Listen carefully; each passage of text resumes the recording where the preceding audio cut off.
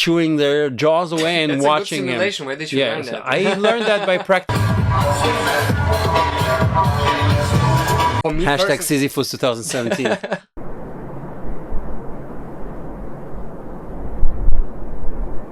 Hi, and welcome to a new format on this channel. Today we're gonna talk about Stone Festival, Stone Techno Festival. Stone Techno Festival. Somebody wrote it as STF on an Instagram comment. And STF or STD?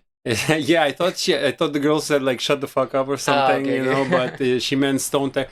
I saw you on STF, and I'm like, not sure I was there. I don't have that shit. If they ask, I never been there. No, but yeah, we were on Stone Techno last weekend.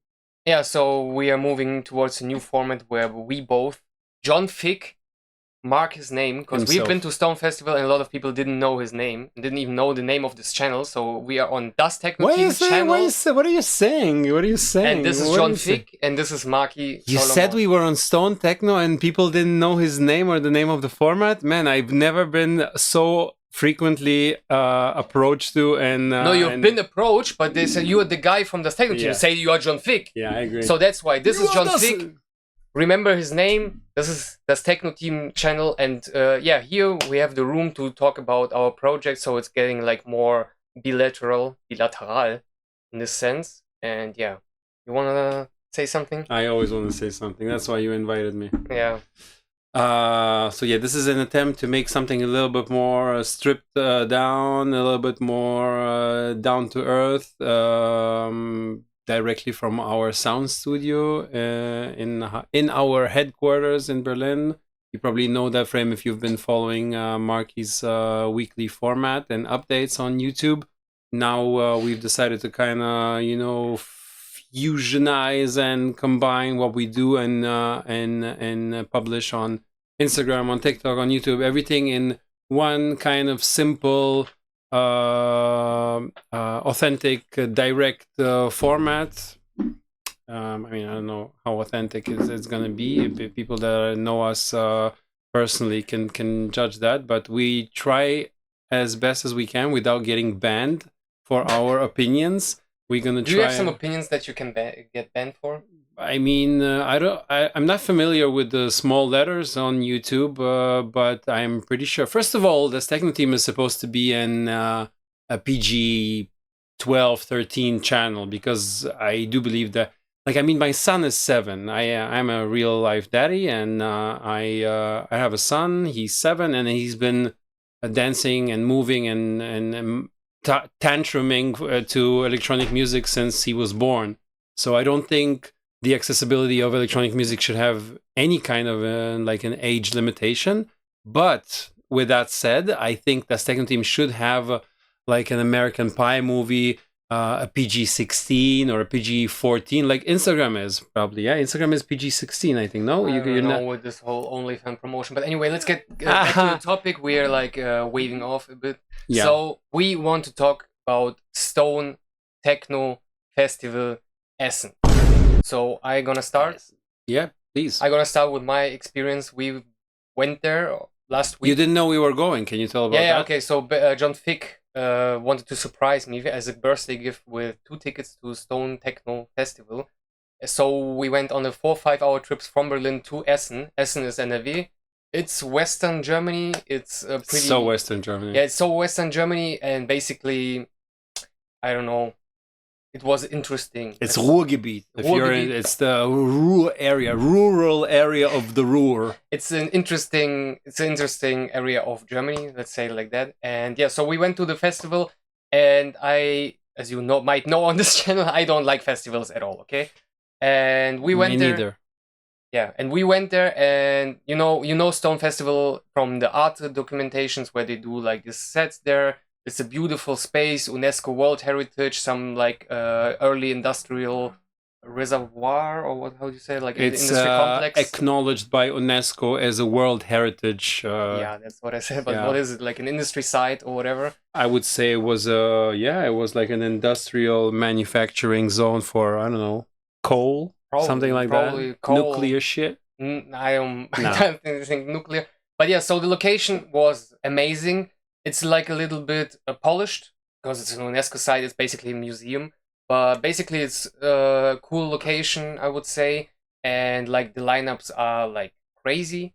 I would say they just literally book the realest underground DJs there. If you're a fan of Berghain, that's okay. I didn't want to name it, but yeah, if you're a fan of Berghain, they literally book all Berghain. It's like an all Berghain show. Let's say Berghain was empty that weekend. I don't know, like in terms of people, maybe there were, but there were no DJs. There were no DJs. People just. There were no DJs because Stone took everything. I hope they have a deal with the Oscut or something. Probably they have. No, they have. Maybe Stone Techno is Berghain's verlängerte Arm, whatever. You mean an arm extension of Berghain? I don't believe so, and I'll say it later. But how do they book as many DJs? They are a customer. So Ostgut is the label. But they closed the label. No, they didn't actually. They closed the booking. They first of all wanted to close and then they reopened. So basically there is a label that publishes music right now. Okay. And I'm pretty sure that if you want to book residents of Berghain, you have to communicate it with Ostgut, because if they are residents, they have a contract with Ostgut GmbH. Okay. So they're employees of the club. And Stone Techno had many residents, also many residents of honor of Berghain that are not like young upcoming DJs that are already old aces that play very frequently in Berghain. So I think, there is a communication between them. Again, this is all gossip. I'm not trying to come up with a theory. I'm just trying to be logical about the business part. I think that the Third Room has very good reputation for being real. Third Room, I just want to mention, is the organizer of this. Yes, it's the production company. Festival. Yeah, the production company that does Stone Techno is Third Room. Maybe Stone Techno. Does. Okay, sorry. Das. So some people come to me sometimes or write to me and call me Das because they think Das Techno Team is a name. Write down his name, John Fick. Okay, John Fick is the name. Fick. Wait, I don't know. Yeah, perfect. Fick. John Fick. Here it is. Yeah. So please write it down. This is a very important thing. Yeah. Das Techno Team is just the German way to call a team. You say Das Team, like Das Auto. Yeah, Volkswagen Das Auto, Techno Team, Das Techno Team. It's an article, so to say. And you have to mention that Das Techno Team is gender neutral. It's gender neutral, absolutely. It's a team. It doesn't have a gender. Yeah. Do we look like we're cis? I don't know. Do we? I'm definitely not cis. I'm neurodivergent. Revelation. If you're neurodivergent, then you're not cis. Shout out to all the ADHD queers here in the crowd. Okay, so. So the Stone Festival, let's get back to it, had only Berghain DJs. So they probably had DJs that are not Berghain DJs, but you could see on the lineup and in the crowd, I mean, I met at least 100 friends from Berghain, so you could see there's attraction happening. There's a gravity towards the sound of Berghain and this kind of community. We can call it Berghain. We can also just say classic techno, everything that associates with Devious One, Bank Clock, and their similars like Rodhead. So with that being said, who also played there, right? Rodhead? I'm not sure if Rodhead was this year, but he was definitely last year, and GGFM was there, Kelsa was there. Anyway, with that being said, only Berghain people played there. It has a specific Berghainish sound, which is good. They have also like a good sound system, which sounded also good. Sound is amazing. Like a bit off, not like really on the dance floor because it's difficult. It's packed. They have many spots where the boxes are turned towards you, so you don't have to be inside of the floor to really have a good sound. And it was really a nice outdoor experience of vocal, like a how do you say? Not a vocal, like a phonetic. Whatever, it was supersonic experience. Supersonic, it was a nice outdoor sonic experience. Thank you. Yeah. Okay, so with that being said, technically this is a good festival. Even I would say it's doable. I would do it. It has no tenting or whatever. It's just like you go there. I want to talk about the tempting part of this festival as well. Tenting? The tempting. The tenting. You said tenting. There's no tenting there, so that's already cool. Yeah, that's already cool. it's pretty like close to the city, so it's actually pretty cool, like for like the classic ravers who goes to clubs.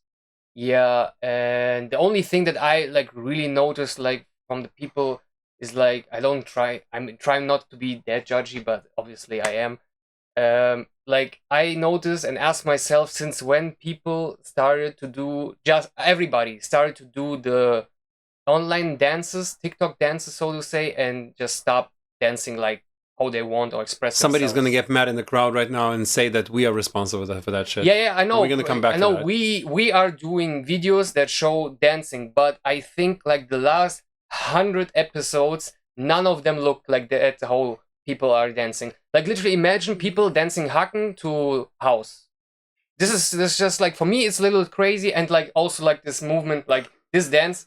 Maybe you can describe it better, like this, like I dancing like super on attention and looking like left, right. If somebody's looking at so there's at a my lot flexing of muscles or whatever, like of my Prada shirt or my Maison Margiela salmon tank top, like, or my fucking clown shoes from Balenciaga, It's there are just two very cringy styles or principles, and I'm saying cringy not because I cringe from people doing something embarrassing.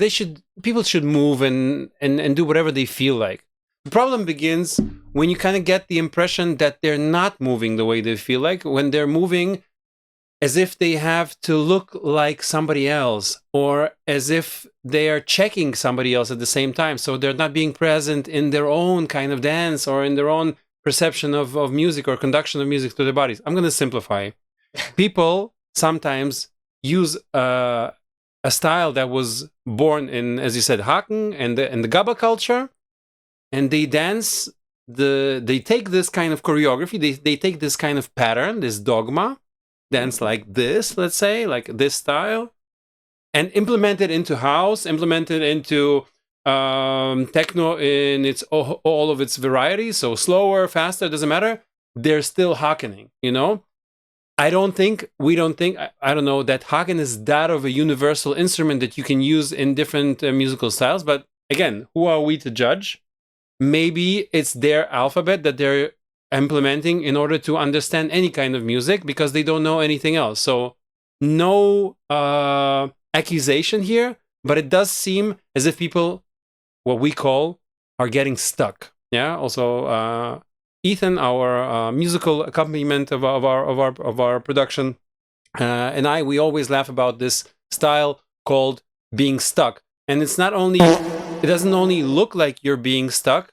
It also philosophically feels like you got stuck in one style of music, but the music changes constantly, and your body probably, if you're free and if you're free of any inhibitions and any dogmas, then your body probably should react to different music differently, move in different frequencies, with different velocities, different feelings, whatever. You have different feelings. You cannot feel anger in any situation of your life. You feel anger when you're angry. It seems funny that everybody is kind of laughing, but you're angry. You know what I mean? That's how a Gaba dancer would look like when everybody's chilling to house. And with that being said, at this point, I just want to say that with this situation like that, what I have seen, these people, I think, personally, have to take a dance course to get this stuck thing out of their head. Because they like so trapped in this like whole TikTok movement that they just don't relax, that is what I feel. They need to unlearn that shit actively. People will now react to you and say, okay, so I have to take your course. You have to. I have to take your course so I can learn your dogma and your choreography. So then I can dance like you. But then they would say, okay, so then I will be stuck in your style. And therefore, you can watch our vlogs and you can get a glimpse of what we're actually teaching. And nobody is teaching you how to move from left to right. That's the thing. It's more about like getting onto the frequency, as one might say. Some intelligent big ass dancer used to say. Why is this? If people are stuck in a dogma, a method that could be implemented in order to get them out of the dogma is to give them more universal instruments to deal with music. So if you question the fact that we film dances and publish and do workshops and do online masterclasses accompanied by techno music, it's not about teaching you how to dance correctly or dance in a certain style. For us, it's more about giving you some instruments. So when the music changes, or when you enter a room that you've never entered before, or hear a frequency that you never heard before, you would have the comfort and again the compatibility, I want to say the instruments. You would have the alphabet required in order for you to build your own sentences, in order for you to build your own phrases and paragraphs. But if people are stuck on a picture that they've seen on social media or on a party once, and they just try to pursue and to copy that picture, the end would be a copycat picture. If you want to draw something inspired by a picture that you've seen, you probably have to learn some elements. You have to learn how to hold the pencil, how to use colors. You understand where I'm going for? You have to have some basic instruments. That's why we call it techno basics. You have to have some basic knowledge of your body, of musicality. And then you can also break these rules. You can also ignore the rules. But by knowing them, you give your body, your consciousness, some kind of a control over what you do, over the music that you hear and what you express, if you choose to express. You can also stand by the side of the floor and do nothing and just nod your head to the rhythm. There is no, also again, possibility. Absolutely. There is no one right way to dance, and there's definitely not one right way to dance to techno or electronic music in general. But it is a little bit strange when people just choose one way to do it. It is very strange to us to see people for 8 hours stuck on the dance floor, kind of almost pretending to have fun. And that's where I'm coming to the second point. The first point was like people stuck in GABA. And the second was what you said, people watching their neighbors while dancing, people using this side-to-side movement all the time just to observe other people dancing. Do you think they think that they look like unauffällig? Like unsuspected. Unsuspectedly? I think it's like literally the obvious just like eyeballing, you know, like You know what? I'm gonna make a confession. Yeah, you do this as well. Yeah, I love watching people when I rave, and I also talk to people that I party with. A lot of us love to watch other people. Sometimes this can trigger me and actually make me high when I go through the space or I'm in the dance floor and I watch others. Sometimes I catch their eyes and we communicate consensually, of course, which is the key moment here. You don't want to stand and observe. You're not a wanker. You're not a gooner. I hope you're not. If you do, I'm not going to stop you. Do you know, but go to Kit Kat. Then go to Kit Kat if you're a gooner. Go to Kit Kat and fuck. But if you're into the classic form of raving, it's absolutely okay to watch other people. We are there to be together. We are there to share this experience together. We are there to be free and to connect. Yeah, the two principles that we might approach a little bit later. But you are there to share this experience with other people. So it's okay to watch other people. But it's not okay to act cool, to act as if you're ignoring other people, try to watch them while you're dancing, and being non-present in both. You're not present in your solo experience, and you're not fully present in your shared experience with others, because they see you strangely. They don't see your dance style, they don't see your muscles and tats and brands. They see you watching them briefly every second, you know, on the two of the beat, you know? Instead of being honest and open and just watch them if they're interesting for you, if you're curious about them, you can turn your back to the DJ and just watch people. All the old ravers do that all the time. I love it. I love it too. I love it too. Yeah, I just turn my back to DJ because it's not about the DJ at the end. You know, the first raves of the modern times in the 80s, the clubs that played house, they didn't even have the DJ in the room. The DJ was in the corner. He was like, this devious one story, okay? Please. No, what I mean is the DJ used to be sound and whatever. Just turn your back to the fucking DJ and watch into the crowd. It's the best experience that you're gonna have. And then close your eyes. and that's it. And then you don't see anybody, and you or turn your watch back the to DJ. Do whatever you want, but do something honestly. That's what I'm talking about. I mean, know? if the DJ is Patrick Mason.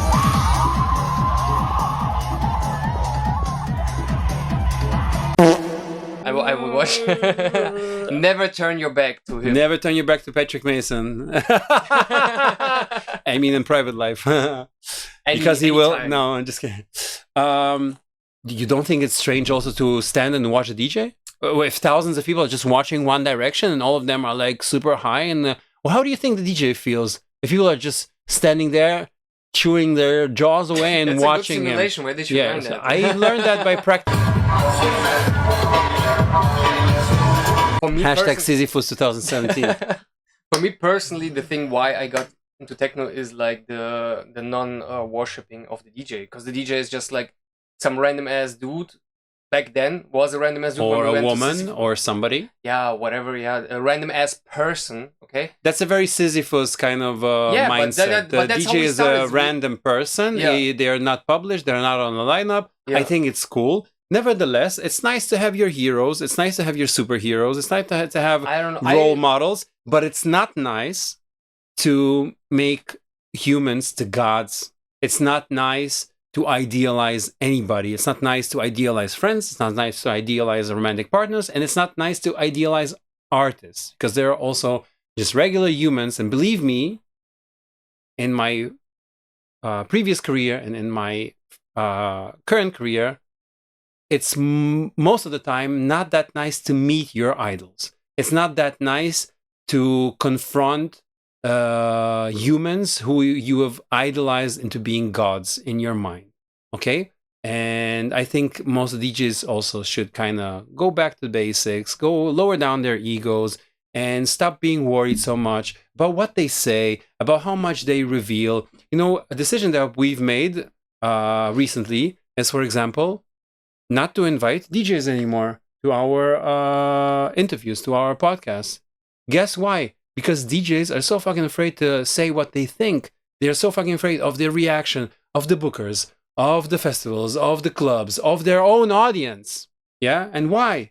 Because they're idolized. Everybody thinks the DJ is not supposed to have flaws. And if they do have, they're being completely cancelled, and they're not allowed to be one of the ravers. But they are one of the ravers. They started their way as one of the ravers. If they're real, if they're like, OG, this what they're doing, then they were ravers, and then they just flipped sides and decided to provide a different kind of energy maybe, or a different kind of service than the rest of the ravers provide.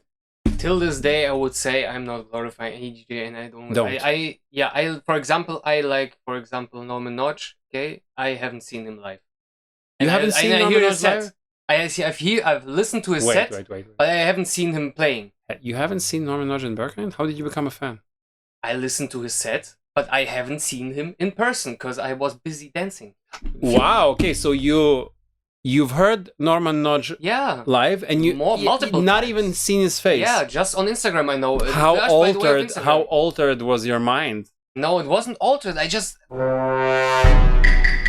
don't care, man. He's just pressing buttons and doing things. He's doing good. I agree. But what is interesting about it in general, if it's not, let's say, something spectacular. If it's not Las Vegas shows, then I totally agree. Norman Notch is a lawyer. Everybody knows that. In his daily life, he's like the techno Bruce Wayne. I never said thank you.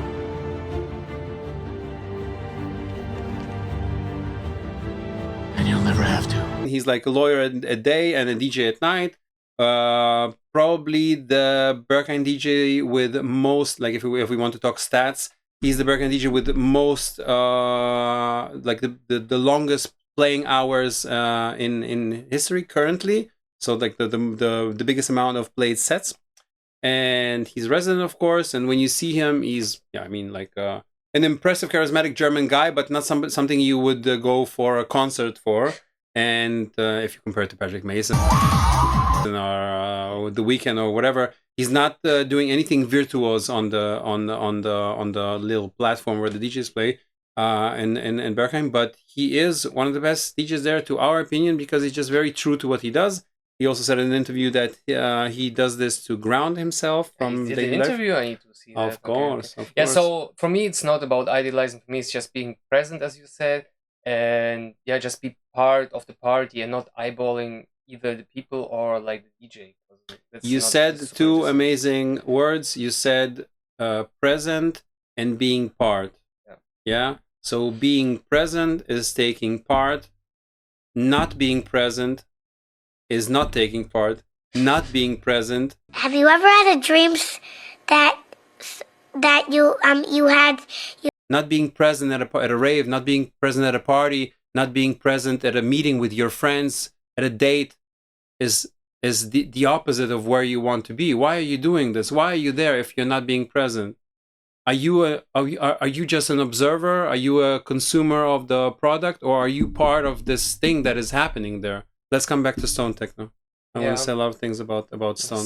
Say it. I said everything what I wanted. Yeah, so it was just the dancing that revealed it for you, the non-presence? For me, it's also like, okay, let's say we can talk about brands. I don't want to be too judgy about the people because, yeah, we are all about peace, love, and harmony and acceptance. But like people that are wearing Prada, Maison Margiela, Balenciaga, big boots, something that is like kind of in the techno-ish style, but super uncomfortable and just showing off, is for me, it goes like against like something that I learned in Berlin here, which is like you wear basically black, something like that. That's more nice, but whatever. Just because it's also a brand, you know, but nobody really like. But it's not Prada, okay? So it doesn't cost €1,000, okay? Yeah. So you go with all black to a party in Berlin. They used to go because you want not to give a fuck about if it's getting dirty, if there is some ashes on it, some alcohol or whatnot on there. So let's set it straight. Still, you can just throw it away into the washing machine and forget about it. And if you like wearing like super expensive, either you don't give a fuck about it, which is also like haram in itself, you know, if you not like know the worth of your clothes, or you just like posing, and posing is just fake, you know, and this feels like a midlife crisis. Let's summarize it just for a bit. Yeah. What are the reasons that led to the techno community or the community associated with electronic music wearing black? So we have first the practicality. It doesn't get dirty that fast like white clothes. Although I love wearing white, I love wearing earth colors. I go to Berghain actually mostly in white or beige fabrics. That's how I feel. If I feel dark like today, like Jesus. Yeah, if I'm yeah, whatever. So he has to wear earthy colors. Maybe some sandals. Yeah. I again personally, I just like to wear how I feel at the moment. If I feel I'm more in a dark mood, I would want to reflect that in my clothing. I sometimes, most of the time, I don't even do it consciously. I just go to my closet and I choose something that kind of, you know, resonates with me or I resonate with. So again, people wear black to raves or started wearing more and more black because they want the practicality. They don't want it to get dirty that fast. It's also derived by fetish, punk, and I would even say gay and biker latex and leather culture. Yeah, this whole yeah. So we have a historical choice of wearing dark, which is also connected to the first reason people were wearing dark clothes in these spaces, so they don't get dirty that fast, so they don't get shitted on that fast or visually, you know, we can talk about it. Yeah. Okay. So it's first of all the practicality of getting dirty. Second is the historical kind of development of underground and fetish or kink or niche fashion, which is also driven by the practicality. And third, it's complementary. You know, people don't want at raves or like in the spaces of electronic music, people don't want to if they don't have to, they don't really want to expose their body silhouettes, and you see it in the fashion world as well. At the end of every fashion show, you see the designer come out and say thank you. Most of them are wearing black, very kind of abstract silhouettes because they are like the most modest ones, and they don't really want to be the center of the show. So black actually makes you look thinner, makes you look fitter, and I'm guessing that if people want to go out at night and want to show the best side of themselves, they wear a black also as suit and tie in order to create just a kind of a more I don't know, I would say a fitter silhouette of themselves. Let's I think get back to the point, yeah? the point is these clothes, these colors, these styles, from t-shirts and shorts to harnesses, were born out of practicality and a necessity and an instrumentalization of the clothing. So the gay community used harnesses, and straight people are walking with those symbols of fetish culture on themselves just in order to belong. Yeah, and they don't understand how funny it seems from the side, even for seemingly straight dudes that just are familiar with gay culture and familiar with fetish culture and don't necessarily believe that it's a necessity to wear a fetish symbol in order to get into the club. So what I'm trying to say is people are often, and what we saw on Stone Techno Festival, what I've seen, they use a visual, they use the picture of a brand, again, like we said about the dancing, they use a picture that they've seen and try to copy that in order to belong. They want to participate, but they don't understand what they're participating in. I've seen a guy with Balenciagas that are that big. His shoe size is probably just shoes. normal, just, I don't know, like American 11, 12 or like European 45, but the shoe was like that. So it's a funny story. Prada and Balenciaga are kind of competing for the attention of hipster underground culture. Many brands are inspired by underground culture and try to copy that for the rich kids to look as if they don't give a fuck, to look as if the shoes that they're wearing, the clothes that they're wearing, are actually completely worn off. You know, it began with some acidic patterns of washed t-shirts and went now into like destroyed sneakers that actually cost $1,000. So Prada actually made it into the consciousness, into the collective fashion standard of the techno community, which is actually not associated with being rich or not associated with wearing €850 sneakers, but somehow a lot of people in the Berghain culture, a lot of people in festival culture are wearing first t-shirts of Prada, sneakers of Prada that were called 4 years ago techno sneakers. They actually called them techno sneakers. There are cappies and there are bags and there are boots. Some of the boots even have like a little baggie in them or a little pocket in them. I wonder what's that made for, you know? So there's an attempt of high fashion brands to enter underground culture by kind of answering some needs or practical necessities. I don't know how practical they all are. From what I heard, Prada boots are not that comfortable. And I don't know, I have a friend that goes to Berghain that wears a mesh top from Prada. It looks kind of cool. I mean, it looks better than the discounter brands that sell people. There are a lot of discounter fetish brands, you know. I have one question. Let's get back to also to the point again. Since when it makes you techno to buy stuff like that? Since never. I don't know what makes you techno or what not, because I think inclusivity is key. I think rich people and poor people should definitely find common ground on a rave or in a club. So you can make the rich guy dress like a poor guy if he goes to the club. The people that go to a club because of the music and the dance and the practice of freedom and connection should come as they are. If they wear Prada on a daily basis, cool.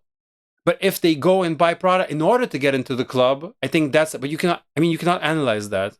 Yeah. And also a poor person probably should not in general wear Prada in order to impress anybody or to get into the club. But basically, I just want to say by that, what is the difference between somebody who buys Prada to get into Berghain and Talahun? Basically the same shit. So for our English speaking listeners, Talahun is like a thug, like a German or like German speaking but African or Asian originated, ethnically originated Arabic or I don't know. originated It's just guy. actually, from what I know, it's just like young teenagers. It's a word in Arabic, Yeah, but it okay. has a meaning Yeah. that is a slang, and it means somebody that looks like a thug, like a Yeah, street but they thug. describe look and What's the thug difference looking- between a street thug and a techno thug? There is no difference. There is no difference. You will be wondering how many street thugs are also part of the techno culture, and that's beautiful. That's amazing. On psytrance parties where I grew at, you could always see nerds and thugs party together. And that's the beauty of electronic music. That's the beauty of music dance. Or dance, sorry, that's the beauty of dance music. Yeah, that people from completely different backgrounds and completely different expectations or what you would expect from them actually find a mutual ground to come together and to accept each other. And that's what I'm saying about brands. If I see somebody full on with brands on a festival or in the club, I don't want to hate on them. That was their choice of fashion. That was their choice of fit. That was their choice of expression of their inner world throughout their outer appearance. But, and this is the big but, we like big buts, okay? If you see that this person is not comfortable in their skin, and that's, by the way, the only judgment of the door of Berghain, they just try to understand whether you're comfortable in your skin or not. If this person is full on branded like a Formula One driver with Gucci and Prada and whatsoever, and they sweat their asses off, they get tired after 1 minute of dancing, and they stand aside, look if people are looking at them, make photos, make selfies, make videos, whatever, then they are not participating. They are only consumers of something that they think is the culture, but they're just buying the merch. Let's even agree that Prada has made it into merching Berghain or into merching techno. Let's say that the merch is amazing. But if you are a raver, if you call yourself a raver, then you are an active participant of this culture. You came to practice the culture with us, with the DJs, even with the cleaners. But if you are full on with brands that actually make you feel uncomfortable in your skin, you are just an observer. There is no way you can participate if your shoes are uncomfortable. Coming back to Balenciaga, I think Balenciaga completely failed. I think that Balenciaga made something that just kind of laughs at the intelligence of their consumers by selling them something that is completely uncomfortable, looks completely clowny, and has like no practical use. And when you see those people at the rave, you know that they've made the choice to appear somehow, but not to feel somehow. I think that true fashion really comes, and I'm not against fashion at all. I like to express myself through what I wear, also for myself and for others. I'm not going to say I don't care about what others think. I go out of my house, so I know people are watching me. I'm pretty big.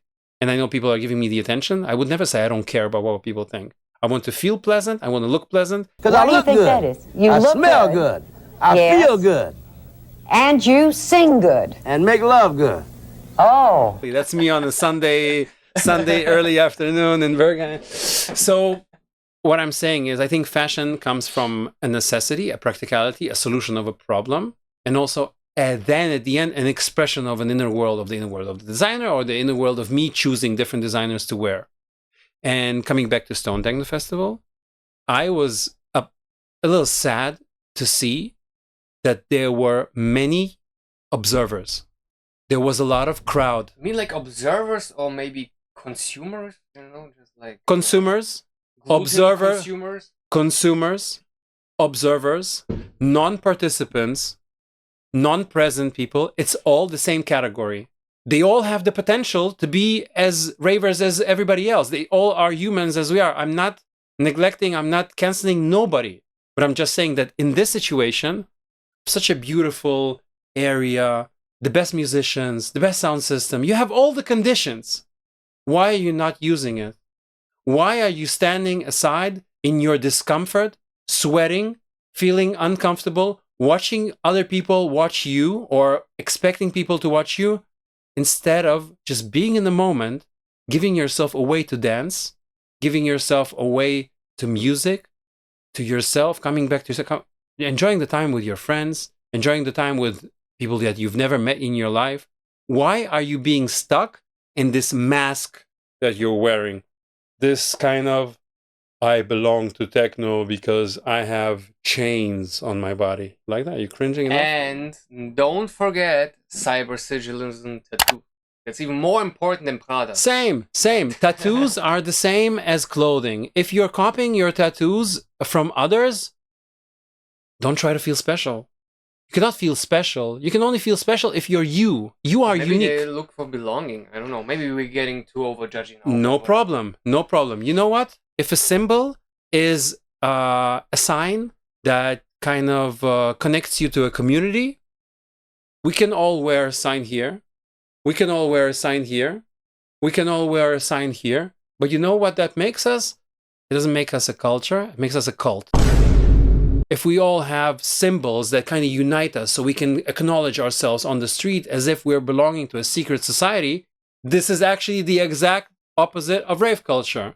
Because rave culture actually belongs to everybody, no matter where they come from, what they are doing, what's their profession, and what's their financial status. Because this is the exact place where we want to forget that. We want to forget what you're doing in your daily life. We are suggesting an alternative society just for a couple of hours. You're not being now anarchist and megalomaniac. I'm just trying to say that the rave culture was born in order to give you a third space, a third place. Yeah, and if you're wearing symbols, if you want to follow some rules that you don't even understand, if you're trying to be part of a dogma, it's the same thing you're doing at your 9 to 5. It's not an alternative society. It's not a space where you can feel freedom and practice freedom and feel connection and practice connection. Your home is a safe haven where you have your own rules, you have your own codex, your own morals. Your work is the place where you follow a certain dogma.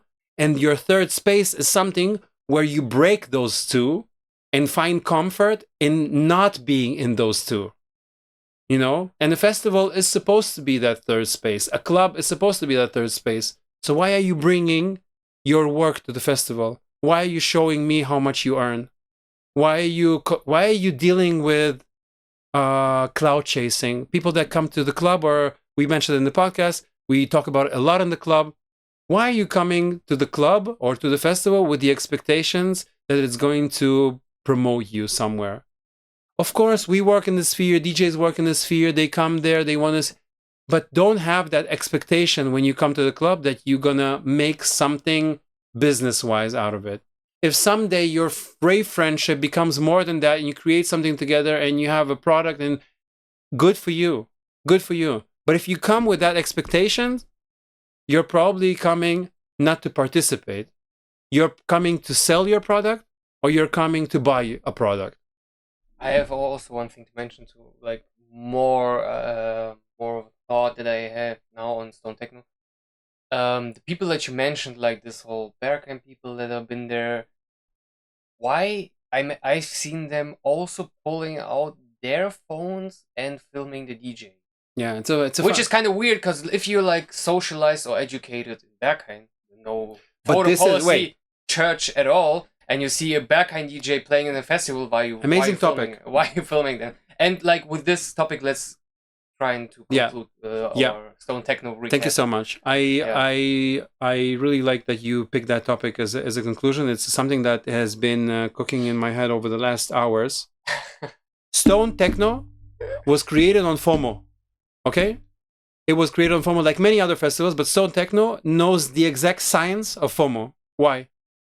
During the pandemic, Arte started doing their first streamings with DJs and electronic music. There was the streaming from Berghain, where you've seen Ben Clock for the first time play a B2B with Fadi Moem from the big house, something that was never filmed. And this Arte project continued over the years and developed and created a beautiful picture of the culture of electronic music, which we support because we are also creating our own portrait of electronic music. People tell us, why are you filming? Why are you doing this? We're not filming in the club. We're trying to create a portrait that would be accessible for people from the culture and people that never seen the culture. We're trying to create something that is an embodiment of what we see in our minds, implemented into something new, aesthetic, exactly like as a painter would do. So, Stone built their whole brand around these stages that are being filmed while others are not being filmed. They created a business card open to the world, and they started publishing it from the first year. It led to some very strange phenomena. Normally, a festival would take a couple of years before they go viral and super popular, and would lose this authentic vibe that everybody says about a festival that began small and then became something big, like Tomorrowland. Like, I don't know if Tomorrowland began small, but Fusion. I'm going to come back to Fusion. Not Fusion. Not Fusion. Not, yeah. People are filming on Fusion, but it's not about Fusion. No. I want to give something more classical. Burning Man. Yeah, Burning Man began as a hippie movement years ago. And somebody corrected me, it was even before Love Parade. So Burning Man was really an old custom that came from real kind of an intention.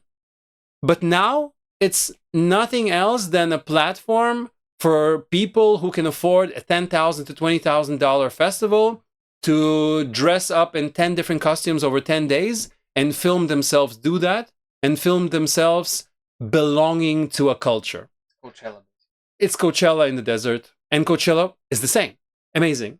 Coachella 2008, 2009 was like Ibiza in those years. It was real. People were not holding phones. Did you know the Curses played Coachella? Of course. Coachella was born as a, I don't remember the name of the band, but it was just a concert of one band. And it began to be a platform for performances later. So basically this process of publishing content and publishing experiences from something that should be experienced in the moment, this span or lifespan or this evolution process of a festival or a concert becoming something like over popular and like a phenomenon, it all became shorter over the years.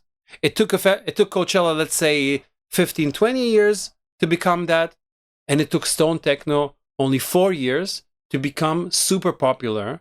So people were telling me and FOMOing me about this festival from the first year. People that I party with in Berghain, they know I don't go to festivals that much, but they've been since the first year. And they told me, you gotta visit it. This is the festival arm of Berghain. This is the embodiment of what we love about club culture. It's not like the rest of the festivals. It's completely different. Side note, it's not. Side note or main note, it's not. It's a festival. The drinks are too expensive. The Food is shit. The food is you have to somehow. I mean, it's not. It's some of it is tasty, but you have to wait like an hour to get it. It's overly expensive. The whole direction and logistics, feel, look, smell, And you sing good. And make love good. Oh. like a festival. I'm going to give you the most concrete example right now. The festival goes 3 days. And I don't know if it's been like that since the beginning, but it's now as follows. Every day is only from noon to midnight. Ravers are actually used to way more than that. And they are planning to go there for 3 days and party for 3 days. But this vibe where 5 stages at midnight shut down completely at once, and people start streaming in different direction, completely high, confused, and then you have to pay 35 euros for an extra after. You already paid 300 euros for a festival, and then you pay 35 euros every day for an after on one dance floor. There are 2 afters on 2 different ends of the festival, and you have to pay 35 euros each if you want to visit both of them. So if you multiply that on the days, it's double the ticket festival. You have to pay 600 euros in order to enjoy something that is just a techno party and an open space acknowledged by UNESCO, which is the World Heritage, but it creates a threshold that is only accessible to highly capitalistically successful people who can afford going on a 700 euro rave for a weekend and then spend another 200 euros on drinks, beverages, and food, 200, 300 euros if you there the whole 3 days, and a hotel. So you have to spend like 1.5, maybe 2K per person for a weekend in order to rave, in order to do something that is your birthright. Okay? You have a birthright to dance to music. Of course, one would say go under the bridge and do it with the junkies there. No problem. Okay? But don't pretend that this is the extension of rave culture. This is the extension of festival culture. And festival culture has become something that is now 100% capitalistic. I'm not judging. I'm not hating. Tomorrowland is making billions for many years and still considered, today was chosen again the best festival in the world. Yeah. I'm coming back to filming. Okay? So filming is allowed on all festivals. You asked, why are Berghain people that are educated to not film, I don't like that. They are supposed to be not having... educated, but they're socialized there, okay? So they're socialized in Berghain. So, okay, yeah, they're educated in but a way. they do understand. A lot of Berghain people still go to festivals. Some of them even like camping. They're not like us. Yeah, sure. They're not... No, sure, but I mean, like, for me, I didn't pull out my phone once. And exactly. You don't like to pull out. You don't have a pull-out game. Yeah, I'm just... He's married. No pull-out. Cream pie my way through. Yeah. I had a moment where Kelza and Ogazon were playing, and I think their set was very good. Shout outs to them. The vibe was there. Some people were there to be seen and look and whatever, but we had fun. In general, I want to say about this festival that we also have fun. We sometimes have fun. I want to say before I come to my ultimate explanation of phones and a festival. I want to say, to conclude this festival for the two of us, this is something not for the crowd. Cover your ears, kids. I enjoyed this festival because Mark and I could celebrate our birthdays, and we could spend time together outside of Berlin for the first time, like hashtag no homo, for the first time in a very, very long time, only the two of us. We had a very nice bro trip, hashtag yes homo, of course. And we enjoyed the conversations, and we had some walks around the area. There's a nice rural area and nature there. So we really enjoyed our presence. Yeah. Our presence in the moment without our phones. I barely even looked at my phone during the whole weekend, which is something that I rarely do because I'm addicted. Here's the confession. I'm addicted to my phone. I'm addicted to social media. Less of the confession, get to the point. Wait, all of us are probably addicted to social media. And it doesn't exclude ravers that really try to be in the moment. It doesn't exclude people that go to festivals. It doesn't exclude people that go to the club. Even in the club where it's not allowed to film, in Berghain where they're educated, people are on their phones all the time. They look all the time. They dance. The longest session I've seen people dancing is maybe half an hour. And then they look at their phones.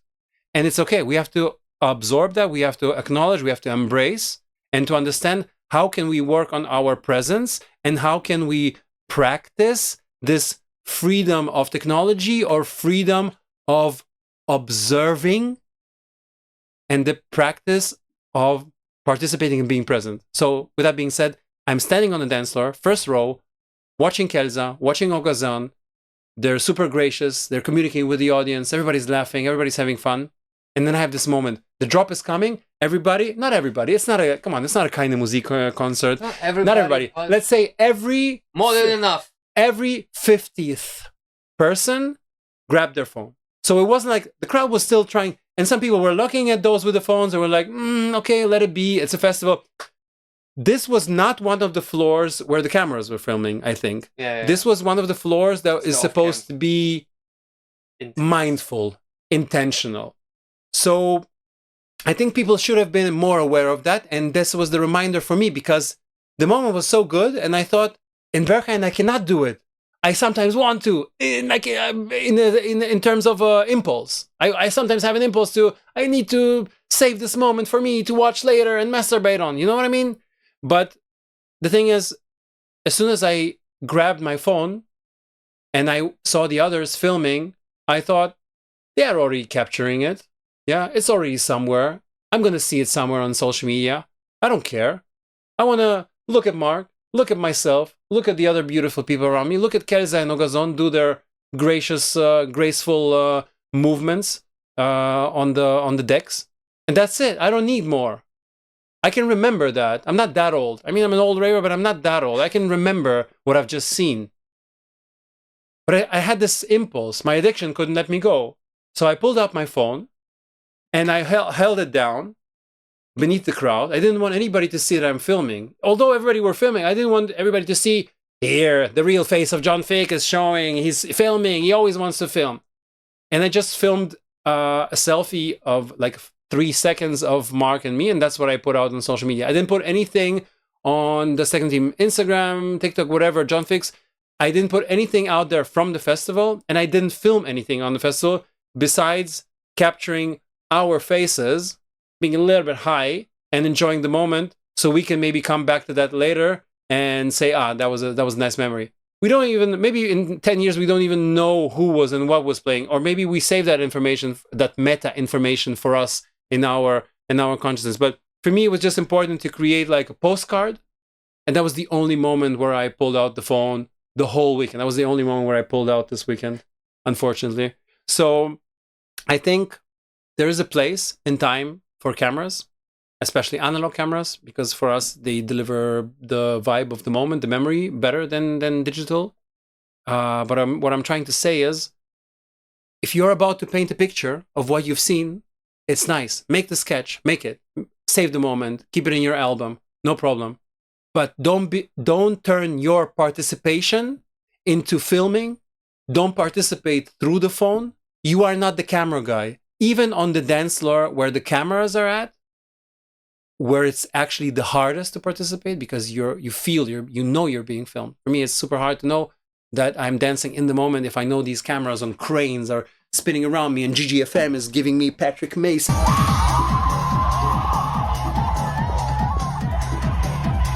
And then blah, blah, blah. Because she's not dancing like that in Berghain, but she knows she's being filmed. GGFM is a resident of Berghain, an amazing, talented artist. But as soon as the cameras went off, she started performing a TikTok dance, which was kind of aesthetical, but was not authentic to how she felt. She was kind of teaching the people how to dance to her music. You know, it became a lesson, it became a lecture, it became a boiler room. Basically. Okay, so with that being said, one last question, and I want you to answer it brief, okay? Yeah. Since she wanted to teach her crowd, how can I learn present raving? And you wanted a brief answer. I want a brief answer, and I want to end this video because I think we said enough for this video, and there's more to come. But like, close it up, yes? Yes. Don't be too extravagant. I think the fastest way to start practicing presence is to stop being an audience. Stop being an audience of the dance floor. Stop being an audience of the DJ. Stop being an audience of the fashion world. Start participating. I'm not saying you're supposed to become a DJ. Everybody's becoming a DJ, and you're not supposed to become a fashion designer, and you're not supposed to become a professional dancer. But the moment you think about stopping being an observer and stopping being the audience of this culture is the moment where you start being a part of this culture, where you go one step further into the dance floor, when you choose your clothing for the club night because how it makes you feel, or how it expresses how you feel, or how comfortable it makes you feel when you dance. This is the only goal you should have, picking your shoes. Sneakers are good for raving. Doc Martens are not ideal for raving. They just reflect an old culture of punks. I mean, they're ideal for getting dirty. Exactly. So you can use boots to go on a dirt festival, probably better than sneakers. But it's only at the end a question of how you feel comfortable. If you feel comfortable in sneakers and getting wet in the mud, then why not?